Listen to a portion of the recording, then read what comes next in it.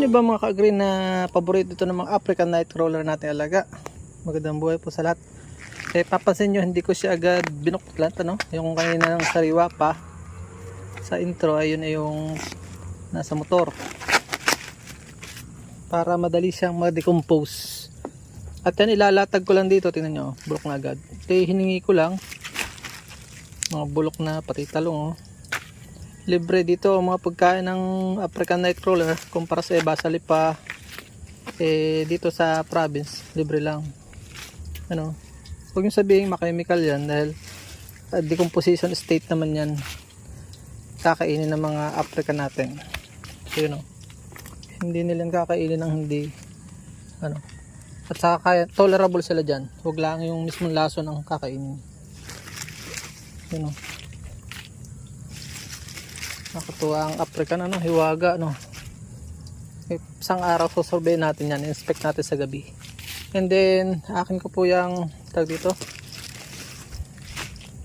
nalatagan ko po lahat para silang lahat ay makatikim, pati ko, no, pati ang palaya.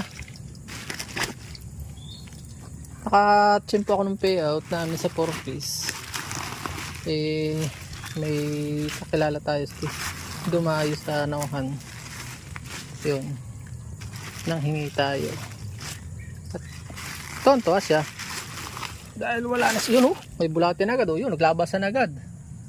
Sabi ko sa inyo, paborito na yan, yun, yun, yan po yung mga anak. So madali natin ito ma-inspect dito mamayang gabi pagka, ano, so mga 2 days tapos ikakalat natin dito sa kabila para lahat sila makatikim. Ano, kita harvest ko ito, 2 sako yan, inutay-utay ko siyang gamitin. So yan, ganda na, yan, paborito nila yan. Sabi ko sa inyo, napaka promising itong pag-alaga.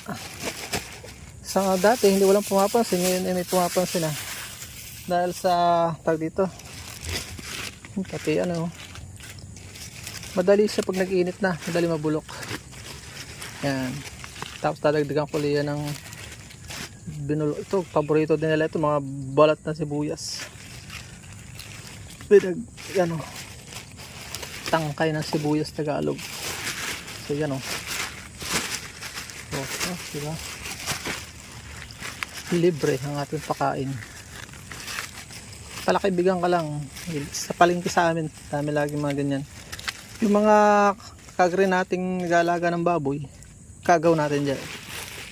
Hindi lang tayo ang solo na nangangailangan yan. Tanggalin na natin itong mga napahalak na plastic, hindi nila kailangan yan. Okay, so yun po.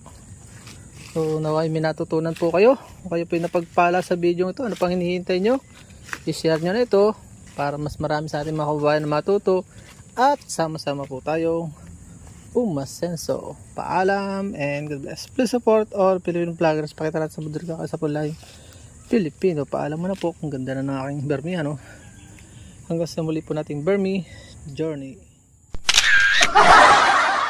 At dyan po nagtatapos ang munti natin vlog. Kung kayo pinapagpala at mahilig kayo sa ganitong klase mga upload, please consider subscribing and hitting the bell icon so that you'll get notification sa mga upcoming namin videos. Ano po?